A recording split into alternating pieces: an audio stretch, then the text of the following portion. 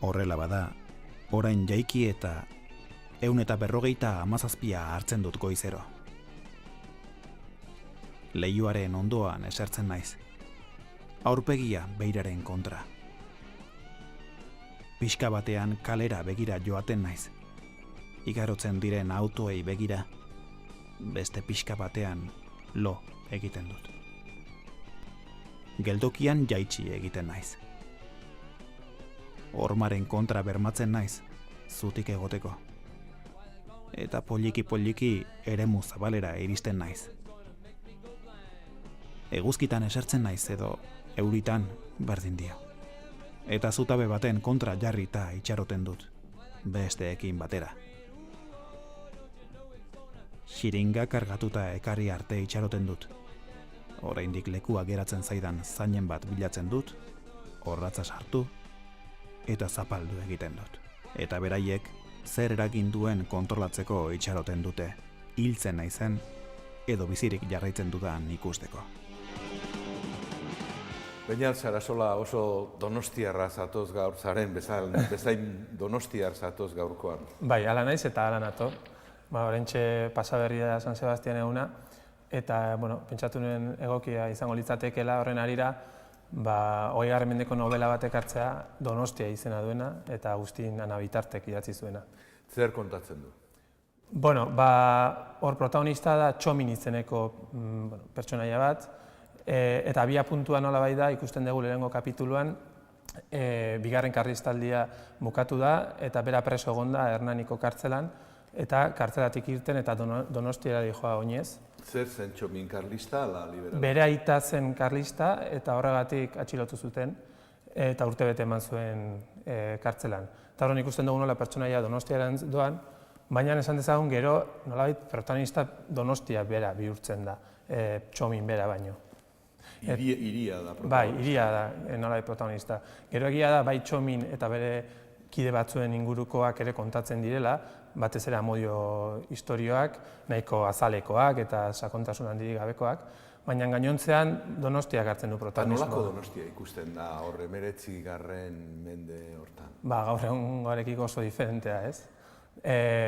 Azaltzen dira, nola ez, gaur egun ere garrantzitsua diren datak, Santo Tomas eguna azaltzen da, San Sebastian eguna baita ere, estropadak ere azaltzen dira, iauteriak, baina hanen azaltzen den Donostia batez ere da Alde Zaharrean lekututakoa, eta kale horietan barrena ibiltzen dira pertsonaiak, eta esan dezagun garrantzia berezia dutela alde batetik plaza berriak, gaur egun Konstituzio plaza denak, eta gero kaiak baita ere. Kaiak ere bereziki garrantzia du historia honetan.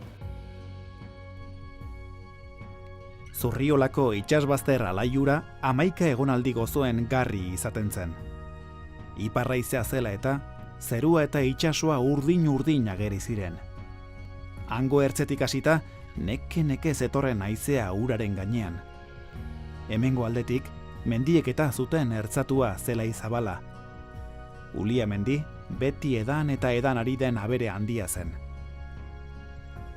Txominek ez zuen inoiz ikusi hainbeste hegazti batean. Ulia eta Gaztelu mendiaren tarteko hartan urtugabeko elur malutak erruz ikusten ziren zapi urdinaren gainean. Hautsak alako ugaritasuna. Baldin munduaren azkenean antxetak berpiztu behar balukete, Josafateko zelaia antxelukete.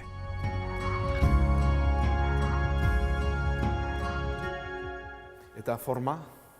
Lehen esan dudanekin loturik, esan dezagun ez dago historia ondo bilbaturik, historio oso osaturik, ez? Gehiago dira, deskribapenak, pasadizoak kontatzen dira, baina ez dago ari indartsurik.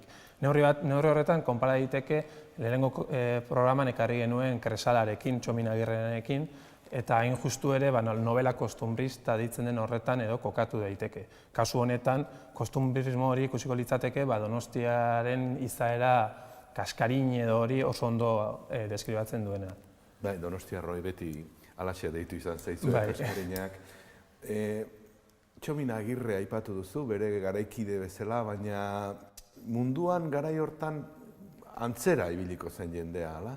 Espainian eta Frantzian eta... Claro, Esan ezagun novela, hau da, goi mailako nobelenetan segurazki ez, hau da 1936koa, eta garai horretan ja abanguardiak eta modernismoa Europa mailan zeuden, baina beti daude beste herrialdeetan, bai, historia liburuetan eta azaltzen ez diren, bigarren mailako literatura jo dezakeguna, folletinetan eta argitaratzen zirenak, eta hain zuzen novela kostumbrista oso zabala zen Europan zehar, eta horrekiko ez da indiferentea Ana Bitarterena eta ez da Txominagirrena ere.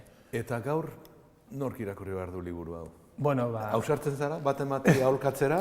Donostiar peto-petoei eta euskaldunei, baina novela moduan ez nuke gomendatuko, baina bai da interesgarria injustu ikusteko nola Donostia aldatu den, gaur egungo Donostia oso diferentea dela ikusteko, hain justu egin dela gutxiko Leizagirrek ere atera du poema liburu bat, Parisen bizi naiz, nolabait gaur egungo Donostian inguruan hausnartzen duena, eta neurri horretarako hausnartzeko zertan bihurtu den Donostia, eta liburu interesgarria da. Eskerrik asko, Beñat.